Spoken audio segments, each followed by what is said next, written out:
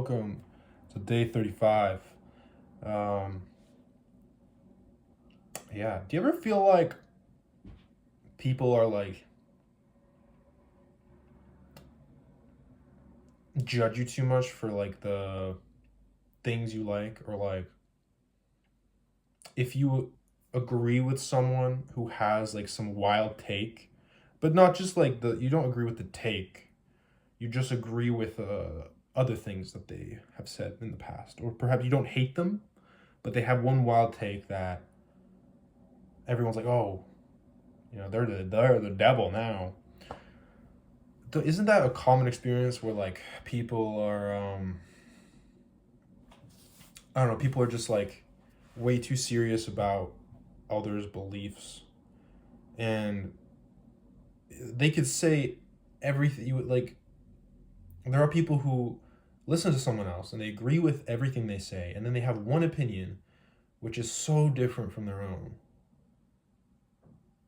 that they're just like, oh, right, you're evil, right? Fuck you. I want you to die. I disagree with everything you say now. But it's like, why? I've noticed this where like there are people who break up friendships, or and this isn't even coming from me, this is just my observation. Like I don't really like to talk about myself or what I because I don't even believe in that much anymore. I don't know what to believe in nowadays because it's so complicated.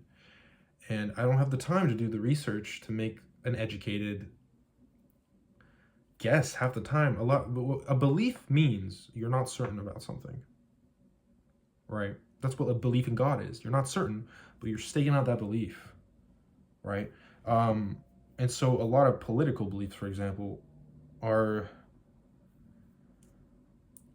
you just believe it. You think it's right, but you don't know if it's right. And that's why I hesitate on saying I believe in something 100%, because I know as a person I'll change, and I'll change my mind. I'll change my mind.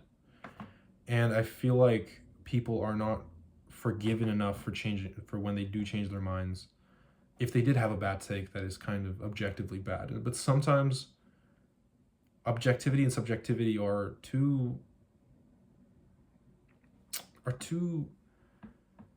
out of reach. You don't really know what's what, or it just gets too esoteric at a certain point where you're like, I don't even know what you're talking about. I can't agree or disagree with you. And then yeah, and I feel like people don't, it's not like people generally want to hurt you with their beliefs. I think a lot of people are less extreme than they seem in what they say. And sometimes even they use comedy to kind of code it, and it comes across the wrong way. And I don't think people want to hurt you. You just feel hurt or angered by what they say. And I think we've forgotten to give people the benefit of the doubt, because it seems like their ideology might be dangerous or something. But everyone's dangerous, man. If you have free will, you're a fucking dangerous entity, right? You should not be trusted 100%. That's where skepticism comes into place. Right? So that's an important thing. I think it's important to be skeptical of the world around you, of the people around you. And when they say something you disagree with, I don't think you should immediately lash out or believe, or just say that, or just don't take an action that's so extreme and be like, oh, we can't be friends because of this now. I think if you're really worried about it, I think a deep conversation about beliefs might be needed, I guess.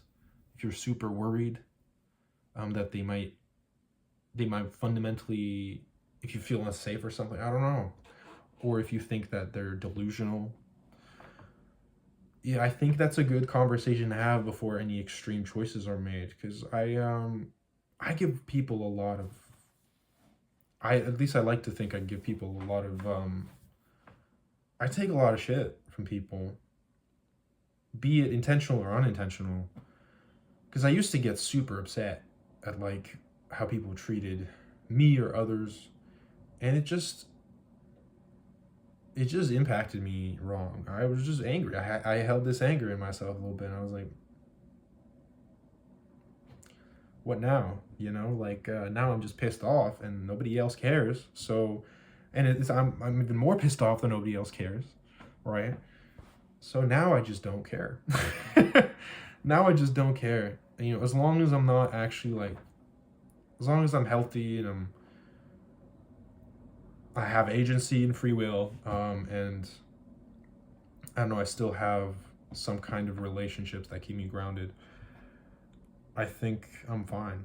You know, I don't need to win every argument, or I don't need to be heard all the time.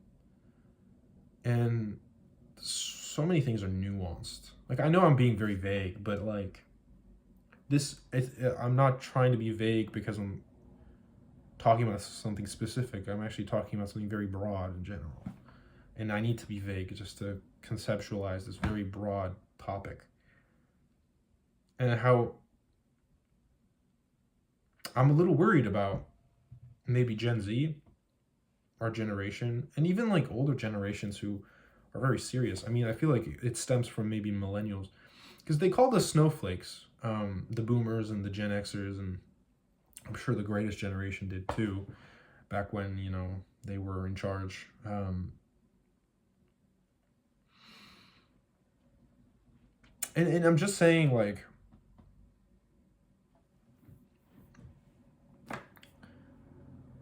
they had a point because they disagreed with each other very heavily, right? They had, perhaps when I'm talking about, let's say, North America, there was a status quo though, right? And it was one kind of very specific, there's one specific structure to it, where a very kind of rigid set of beliefs was set there. But then there was the 60s and the Cultural Revolution that followed, you know, the wars, and was it the Korean War, I think, maybe around the time of Vietnam as well. And this is kind of appeals more to America perhaps, but it's, yeah, there was a status quo and it was challenged, but there was still this thing where younger generations disagreed more and more and more, up until now that we have this weird thing that hasn't been seen in recent history, where I think Gen Z are very much on two very opposite spectrums often. And when you're in the middle, for example, you both sides say, oh, you're actually serving that side, you're serving that side. So I would think that would cancel you out, but no, apparently you're supporting both sides. So your vote doesn't matter in a way, right? But then it does, because people get mad at you. But like, I don't know. I think it's a little worrying that we're not being kind to each other, and we're not giving each other the benefit of the doubt, and we're not being civil in a lot of ways. I think the internet has to do with a lot of this. It's hard to say exactly what.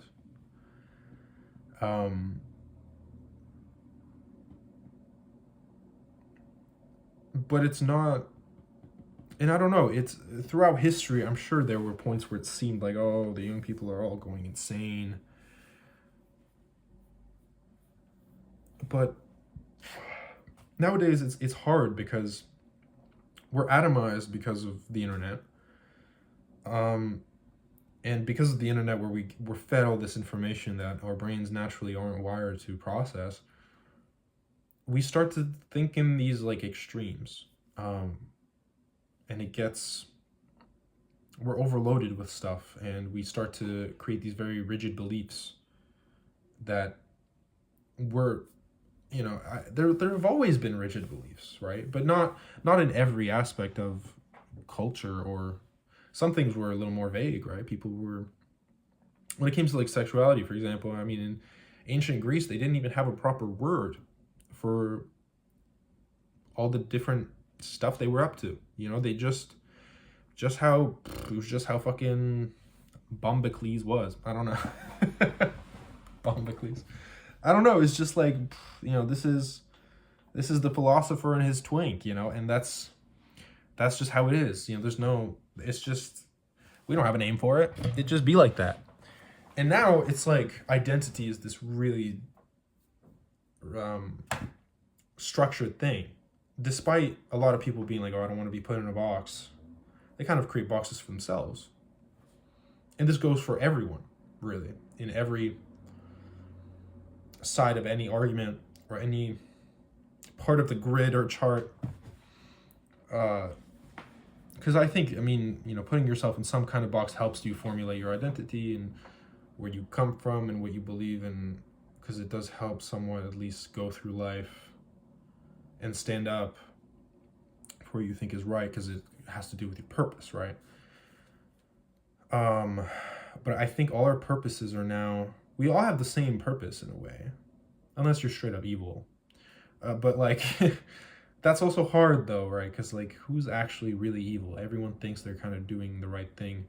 I think depends on self-awareness. A lot of people lie to themselves or try to justify things, but I think most people at least try to do good, or at least what they think is good, whatever good means to them, right? Or do what is right, whatever they think is right. The problem is we all think right is different. So how do we figure this out, man? That's just a little thought experiment I came for. I don't know, I feel like that we should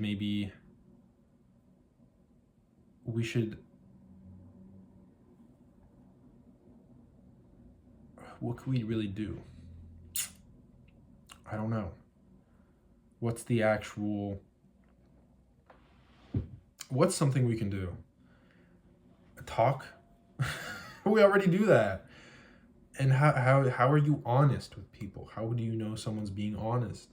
You can't, just have your life be this open book. So I don't know, man. I'm just asking the questions. I'm not really giving out any answers. That's just the thing today, right? And that's partially what I'm writing about right now is, the world I'm writing about right now is very broken. It's in many ways dystopic. It's post-apocalyptic, but it's post many apocalypses, or however you say it. It's there has been many world-ending events in a way, and this is far, far future. So it's humanity doesn't even have the time to ponder, is this right? It's about survival. But there are some individuals, right?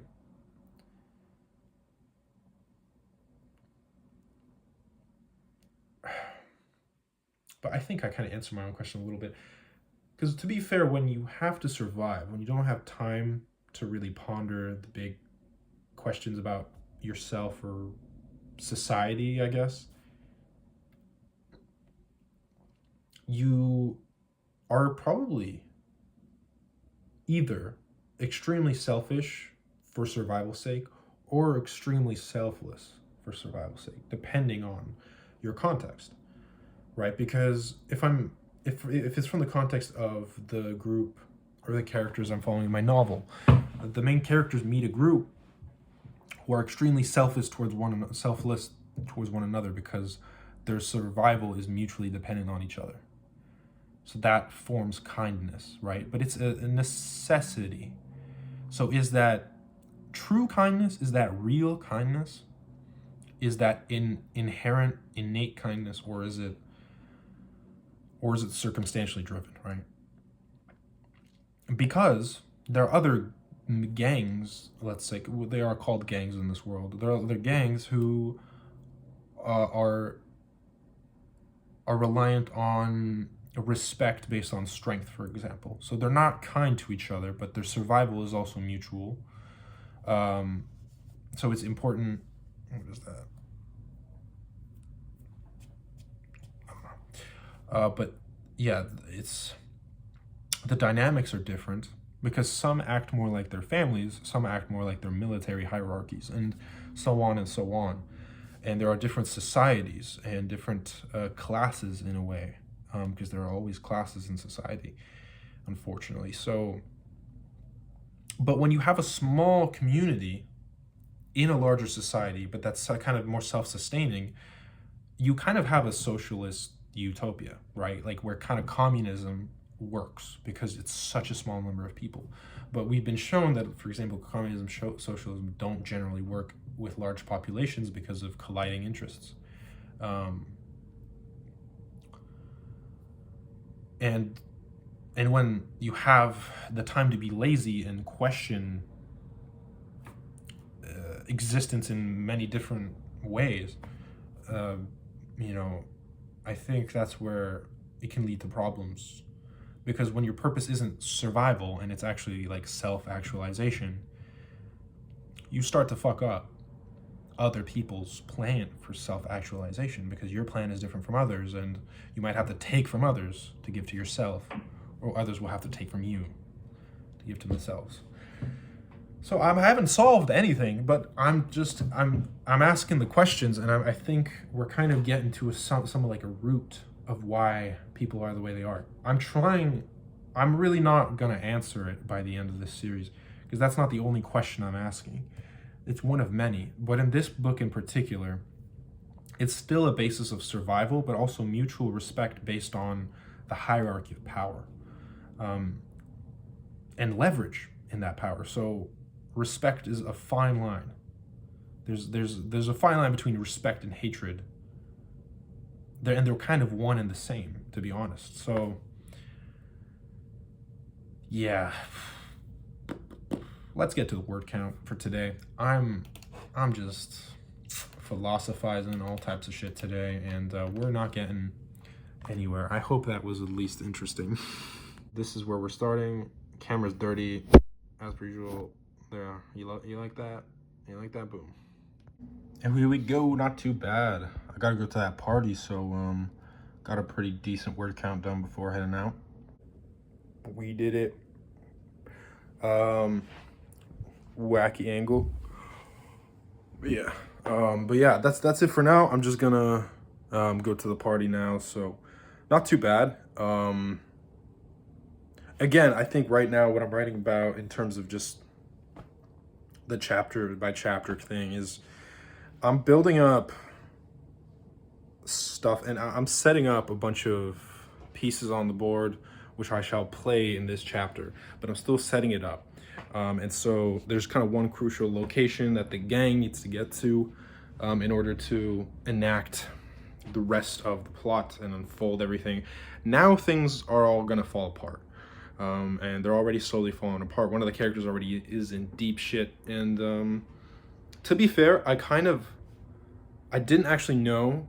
I knew the basics of it would happen, but how it actually unfolded is way different now. So yeah, I'm not quite sure where it's going. That's kind of the beauty of it sometimes, is like I have the basic outline in mind. I don't even have it written down exactly. I think the character's arc in this book that I'm talking about, I have 2 paragraphs written down, and that's it, right? 2 paragraphs, and that's the whole arc for this book, because most of it is in the noggin, which is all I need right now. So yeah, but that's all unfolding. I think the beauty of it is when you write in the moment and you figure out what you want in the moment, crazy shit happens.